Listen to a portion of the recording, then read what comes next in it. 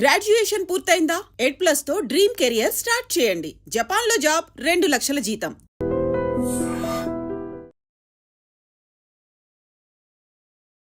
Hi, hello, నమస్తే, welcome back to iDream media. Iran దగ్గర ఉన్న స్ట్రైట్ ఆఫ్ హార్మజ్ అనేది దానికి ఒక మంచి వాల్యుబుల్ సోర్స్లా మారిపోయిందనమాట. ఎందుకు అంటే అక్కడి నుంచి వచ్చే మేజర్ ఇంపోర్ట్స్ అన్నీ కూడా ఇంక నుంచి పాస్ అవ్వాలంటే డెఫినెట్లీ వాళ్ళు డాలర్స్ ప్లే చేయడం ఆపేసేసి ఇంక నుంచి యుఎన్లో పే చేయాలి, అంటే చైనీస్ కరెన్సీలో పే చేయాలని చెప్పేసి ఇరాన్ సంబంధించిన గవర్నమెంట్ ఏదైతే ఉందో వాళ్ళు అక్కడ స్టేట్మెంట్ పాస్ చేయడం జరిగిందనమాట. అయితే దీని కారణంగా మరి ఇండియాకి ఏమన్నా ప్లస్ మైనస్లు ఉన్నాయా, మరి చైనాకి దీనివల్ల ఎలాంటి ప్లేస్ జరగబోతుంది, అండ్ అలాగే అమెరికా పరిస్థితి ఏంటి, ఇవన్నీ కూడా మనం తెలుసుకుందాం. వీటికి సంబంధించిన ఇన్ఫర్మేషన్ మనకు తెలియజేయబోతున్నారు సర్టిఫైడ్ ఫైనాన్షియల్ ప్లానర్ అయిన అనిల్ కుమార్ బచ్చు గారు. సార్తో మాట్లాడదాం. Hi sir. నమస్తే అండి. సో ఇప్పుడు మరి చైనా మేజర్గా ఇప్పుడు దాని కరెన్సీ ఇరాన్లో కంప్లీట్గా వాడుతూ ఉన్నారు.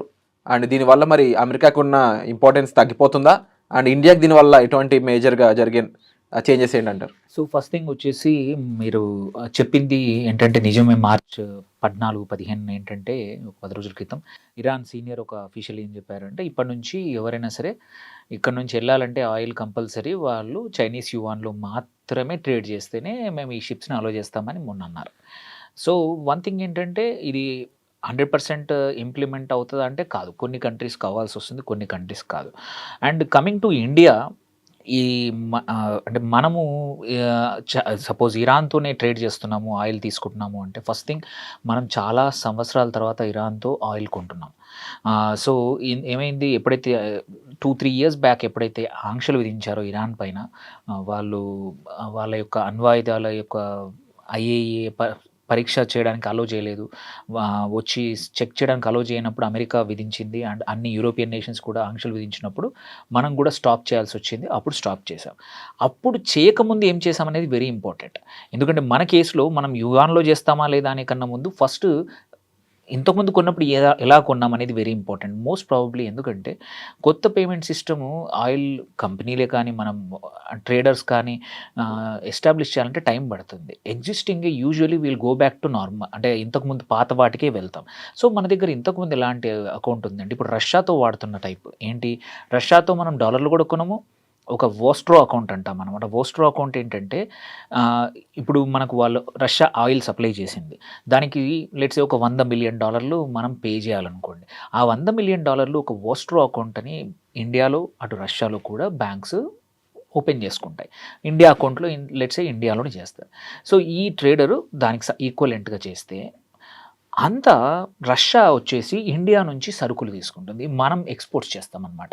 సో బేసికలీ ఇక్కడ ఎటువంటి మానిటరీ ఎక్స్చేంజ్ ఏముండదు, ఈక్వలెంట్ ఆఫ్ గూడ్స్ ఎక్స్చేంజ్ అవుతుంది. సో ఇది ఇప్పుడు కొత్తదంటే కాదు. Actually we have done this before with Iran. ఇంతకుముందు చేసాం మనం. ఇరాన్తో ఏంటంటే వాళ్ళు మనకు ఆయిల్ ఇచ్చేవారు, వాళ్ళకి ఏం కావాలి, బిర్యానీ, రైస్, మళ్ళీ వేరే ఫ్రెష్ వెజిటేబుల్సే కానివ్వండి, quite a few other things, items ఏవైతే ఫుడ్ ఎస్పెషల్లీ ఇరాన్కి మనం చాలా ఎక్స్పోర్ట్ చేసేవాళ్ళము. మిగిలిన అదర్ ఏవైతే ఆంక్షలకు గురి కాని ఇండస్ట్రీస్ ఉన్నాయి, ఎందుకంటే we cannot export everything because చాలా ఇండస్ట్రీస్కి సంబంధించిన మనం చేయలేము, మనం రిస్క్ తీసుకోకూడదు, కాబట్టి వీఆర్ నాట్ టేకింగ్. బట్ ఆంక్షలు లేనివి, నాన్ శాంక్షన్డ్ ఐటమ్స్ ఏవైతే ఉన్నాయో వాటిని మనం ఎక్స్పోర్ట్ చేసి ఈ గ్యాప్ అనేది ఫిల్ చేసేవాళ్ళం. సో ఇప్పుడు కూడా మోస్ట్ ప్రాబబ్లీ మనం ఇరాన్తో కొంటే, ఎందుకంటే ఒకటి మనం మర్చిపోకూడదు ఏంటంటే మనకి ఇరాన్ నుంచి వచ్చే సప్లైస్ చాలా లిమిటెడ్ ఇప్పుడు తీసుకుంటుంది. మనం 2.5-3 సంవత్సరాల నుంచి ఇరాన్ నుంచి ఏం ఆయిలే తీసుకోలేదు, గ్యాస్ తీసుకోలేదు, ఎటువంటి ఇంపోర్ట్స్ లేవు మనకి ఆంక్షల వల్ల. ఇప్పుడు కొత్తగా తీసుకున్న it won't be such a big, అంటే పెద్ద వాల్యూమ్స్ ఉండవు. ఎందుకంటే మన ఇంపోర్ట్ బాస్కెట్ మనకు దగ్గర 88% మనము క్రూడ్ ఆయిల్ కానీ వాటి ఉత్పత్తులు కానీ గ్యాసులు కానీ అన్నీ కలిపి ఇంపోర్ట్ చేసుకుంటాం మనం వాడేటివి. మనకు 40-42 కంట్రీస్ నుంచి ఇంపోర్ట్స్ వస్తూ ఉంటాయి. సో ఇంతకుముందు ఇరాన్ మీద మనకు డిపెండెన్సీ ఉండింది, బట్ ఆంక్షల తర్వాత మనం డైవర్సిఫై చేశాక ఇప్పుడు కూడా ప్రభుత్వం ఆల్రెడీ అంటే హార్డ్ లెసన్ ఎప్పుడో నేర్చుకున్నాం ఏంటంటే 1-2 కంట్రీస్తో ఎప్పుడు కూడా డిపెండ్ అవ్వద్దు ఒక ప్రోడక్ట్ మీద. ఆ కంట్రీ దాన్ని లీవరేజ్గా వాడుకొని మనకే ఇబ్బందులు పెట్టే సమయాలు వస్తాయి. ఈవెన్ ఖతార్ ఇప్పుడు మనం ఎక్కువ మటుకు LNG ఎల్పిజి మనం అక్కడ నుంచి ఇంపోర్ట్ చేసుకుంటాం. అక్కడ ఓ టైంలో 75-80% మన ఇండియాకంతా ఒక దగ్గర నుంచి వచ్చేది. బట్ మీరు చూస్తే ఖతార్ మధ్యలో ఒక మన ఇండియన్ సేలర్ని 11 మందికి ఉరిశిక్ష విధించి మన ఇబ్బందికి గురి చేసి అల్ జజీరా చాలా ఇబ్బందులు పెట్టింది. అప్పుడు ప్రభుత్వం ఏం చేసింది, బెస్ట్ మెథడ్ ఏంటంటే వాళ్ళని బయటికి తెప్పించింది. బట్ సైమల్టేనియస్లీ మన డిపెండెన్సీ ఇప్పుడు ఖతార్ ఇట్లాంటి టైంలో ఇలా చేసినప్పుడు మనకి ఇంకా ఏదైనా ఇంపార్ట్ టైంలో ఇలాగే బెదిరించవచ్చు, బ్లాక్మెయిల్ చేయొచ్చు అని చెప్పి అక్కడ నుంచి 68% నుంచి దగ్గర ఇప్పుడు 36%కే తీసుకొచ్చింది. ఇలా డైవర్సిఫై చేశారు. వేరే వేరే కంట్రీస్ నుంచి తెప్పిస్తున్నాము గ్యాస్ కానీ, ఎల్పిజి కానీ, ఎల్ఎన్జి కానీ. సో దాట్ ఈస్ హౌ ఇప్పుడు కూడా మనది ఇరాన్ నుంచి వచ్చే ఆయిల్ కానీ, గ్యాస్ కానీ చాలా తక్కువ వాల్యూమ్ ఉంటుంది. సో ఆ లెక్కన చూస్తే మనకు యువాన్ పెద్దగా అవసరం ఉండదు అంటిల్ అన్లెస్ మొత్తం రెగ్యులర్గా మనం ఇరాన్ నుంచి, అది ఇప్పుడైతే నేను చూసే మనకైతే ఉద్దేశం అంత తొందరగా లేదు. ఎందుకంటే వాళ్ళు మళ్ళీ రిలయబుల్ పార్ట్నర్ కావాలంటే అక్కడ ఫస్ట్ స్టెబిలిటీ కావాలి. అది అండ్ అమెరికన్ ఆంక్షలే కానీ, యూరోపియన్ ఆంక్షలు కానీ వాళ్ళు కొంచెం విరమణ ఈ వాళ్ళ అణ్వాయుధాలు కానీ, న్యూక్లియర్ ఏవైతే ఉన్నాయో అవన్నీ కూడా ఓపెన్ అప్ చేసి మేము మళ్ళీ కొత్తగా న్యూక్లియర్ బాంబ్ చేయనంత వరకు పర్మిషన్ దొరకదు. సో ఆ లెక్కన అంత పెద్దగా అటుపక్కన భయం లేదు. But one thing which is dangerous now ఏంటంటే ఆయిల్ ప్రైజెస్ పెరిగాయి ఈ ఏదైతే జరగడం వల్ల. అక్కడ ఏమైంది, మనకు నియర్లీ 45% యుద్ధం మొదలు కాకముందుకు ఇప్పటికీ క్రూడ్ ఆయిల్ ప్రైసెస్ పెరిగాయి. అంటే ఇమాజిన్ చేయండి, మన ఇంపోర్ట్స్ 88%, మన ఇంపోర్ట్ బిల్ అనేది 45% పెరిగినట్టే. అండ్ ఆల్సో కరెంట్ డెఫిసిట్ ఏదైతే ఉందో సిఏడి అంటామో అది పెరిగింది. ప్లస్ ఆబ్వియస్లీ ప్రభుత్వం కొన్ని రకాల ఫ్యూయల్స్ మీద ప్రైస్ పెంచకుండా అదే సప్లై చేస్తున్నా కొన్ని కమర్షియల్ ఇండస్ట్రీస్కి మాత్రం పెంచాల్సి వస్తుంది. అందుకే కాస్ట్ కూడా పెరిగింది. కొన్ని అవైలబిలిటీ, కమర్షియల్ గ్యాస్ అవైలబిలిటీ తగ్గింది. సో ఇన్ఫ్లేషన్ అనేది పక్కా హిట్ అయింది. అండ్ వీటి మీద ప్రైస్ పెంచకపోయినా పెట్రో ఉత్పత్తులు వేరే ఉంటాయి. ప్లాస్టిక్ కానివ్వండి, క్వైట్ అ ఫ్యూ అదర్ ఇండస్ట్రీస్కి కావాల్సిన ముడి సరుకు అనేది పెట్రో ఉత్పత్తులు. అక్కడ మాత్రం ప్రభుత్వం కెనాట్, అంటే ఇట్లా సబ్సిడీ ఇవ్వలేదు, రిఫైనరీస్ ఇవ్వలేవు, ఆయిల్ మార్కెటింగ్ కంపెనీస్ కూడా ఇవ్వలేవు. వాటి మాత్రం ప్రైస్ పెంచాల్సి వస్తుంది. అవి పెరిగితే ఇన్ఫ్లేషన్ పెరిగినట్టే, ప్లాస్టిక్ పెరిగితే ఇన్ఫ్లేషన్ పెరిగినట్టే. ఫర్టిలైజర్ పెరిగే అవకాశాలు ఉన్నాయి. బట్ ఫర్టిలైజర్ పెరిగిన మొత్తం సేమ్ రేట్కి ఇస్తూ ఉంది, అది తన ఫిజికల్ డెఫిసిట్ పెరుగుతూ ఉంటుంది. ఇన్ ద ఎండ్ ఈ ప్రైజెస్ పెరగడం వల్ల సైమల్టేనియస్లీ ఇంకోటి ఏం జరుగుతుందంటే, మనం ఇంపార్టెంట్, మీరు ఇంకోటి యూఎస్ డాలర్ గురించి చెప్పారు. యూఎస్ డాలర్ ఏంటంటే, డాలర్ బంగారానికి కానీ వేరే వాటికి పెగ్గుడు కాదు. యాక్చువల్లీ మీరు చూస్తే US dollar more or less పెట్రోల్కి పెగ్గుడు. మీరు చూస్తే 70s ఇది జరిగింది. ఎప్పుడైతే సౌదీ అరేబియాతో అగ్రిమెంట్ జరిగిందో వాళ్ళకు ప్రొటెక్షన్ ఇస్తాము, దానికి బదులుగా మీరు ఏవైతే చమురు ఉత్పత్తి చేస్తున్నారో వాటిని డాలర్ల రూపంలో అమ్మండి, కొనండి. దీనివల్ల ఏంటంటే చమురు ఉత్పత్తి అయినంత కాలము డాలర్కి అనేది డిమాండ్ ఉంటుంది. అమెరికా ఇంత స్ట్రాంగ్గా, ఫైనాన్షియల్గా స్ట్రాంగ్గా, ఎకానమీకి గ్రో కావడానికి వన్ ఆఫ్ ద రీజన్ ఏంటంటే వాళ్ళ డాలర్ స్ట్రాంగ్గా ఉండడం. ఆ డాలర్ స్ట్రాంగ్గా ఎందుకు ఉందంటే పెట్రోలు, డీజిల్లో ఇప్పటికీ కూడా దగ్గర 80%, 84% వాణిజ్యం అనేది యూఎస్ డాలర్లో జరుగుతుంది.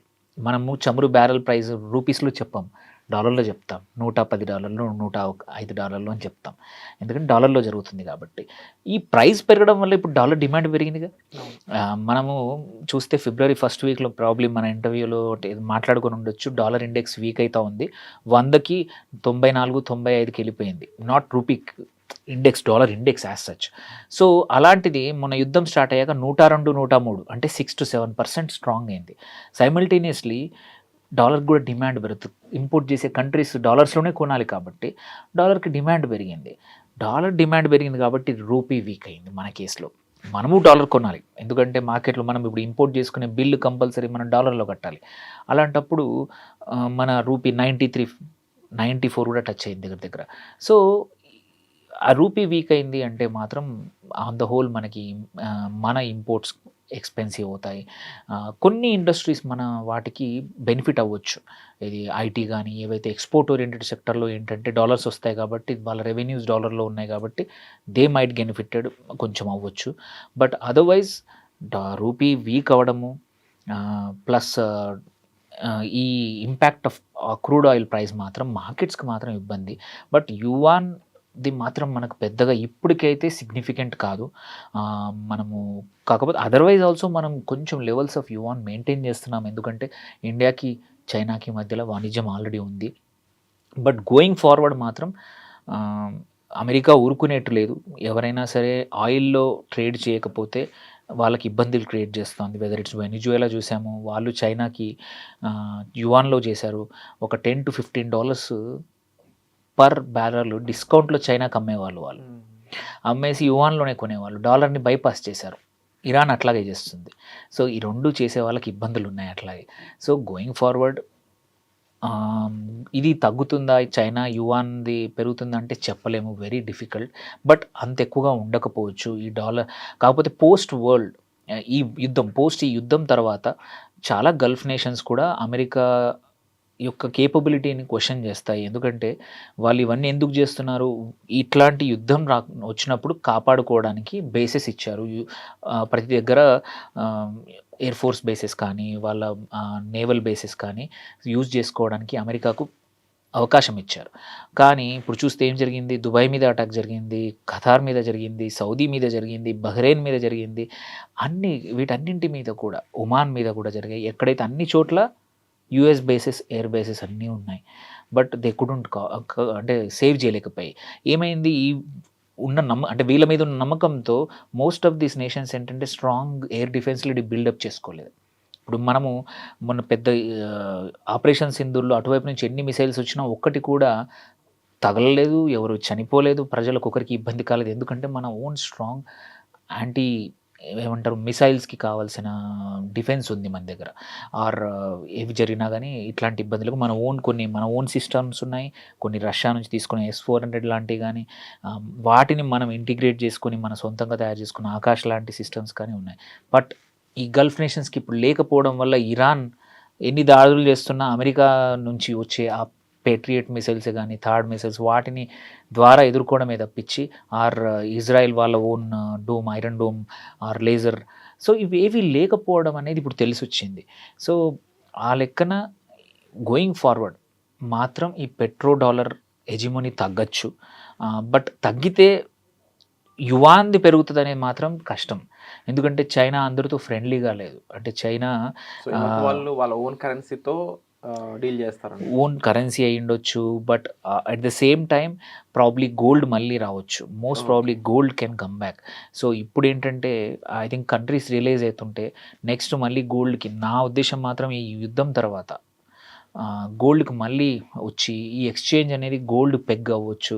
అప్పుడు కొంచెం మళ్ళీ గోల్డ్‌కి మంచి టైం రాబోతుంది అని నా ఉద్దేశం. లాంగ్ టర్మ్‌లో మాత్రం డాలర్ వీక్ అయితే ఇన్‌స్టెడ్ ఆఫ్ వేరే కరెన్సీ బదులు గోల్డ్‌కి ఎక్కువగా స్ట్రెంగ్త్ వచ్చే అవకాశం ఉంది. దిస్ ఈజ్ నా అనాలిసిస్. సో లాంగ్ టర్మ్‌కి మాత్రం ఈ గోల్డ్ అందుకే మంచి లెవెల్‌లో ఉంది. సో గోయింగ్ ఫార్వర్డ్ మనం ఇండియా భయపడాల్సిన అవసరం లేదు. We're position for everything. So అల్టిమేట్‌గా సిట్యుయేషన్ అయితే స్టిల్ ఇన్ ఇరాన్స్ కంట్రోల్ అని అంటే కనిపిస్తూ ఉంది మీరు చెప్పినట్లు. ఎందుకంటే రకరకాల విషయాలు ఉన్నాయి. 1, 2 కాదు. అండ్ పెట్రోల్ డాలర్‌ని మేజర్‌గా ఇంపాక్ట్ చేయడమే కాకుండా ఫ్యూచర్‌లో దెబ్బతీయడానికి కూడా స్కోప్ ఎక్కువ ఉంది. దాన్ని రీప్లేస్మెంట్ డాలర్ బదులు గోల్డ్ రావచ్చు అని కూడా సార్ చెప్పడం జరిగింది. ఒక రకంగా గోల్డ్ అనేది ఎంత వాల్యుబుల్ ఎలిమెంటే కాకుండా ఒక స్టేబుల్ ఎలిమెంట్ అనేది ముఖ్యంగా మన ఫైనాన్షియల్ సిస్టంలో అన్నట్టు కనిపిస్తూ ఉంది. సో దీనికి సంబంధించి మరి మీరేమనుకుంటున్నారు? మీరు సేమ్ అనుకున్నట్లయితే కామెంట్ చేయండి. వచ్చే ఎపిసోడ్‌లో మళ్ళీ కలుద్దాం. Thank you so much sir.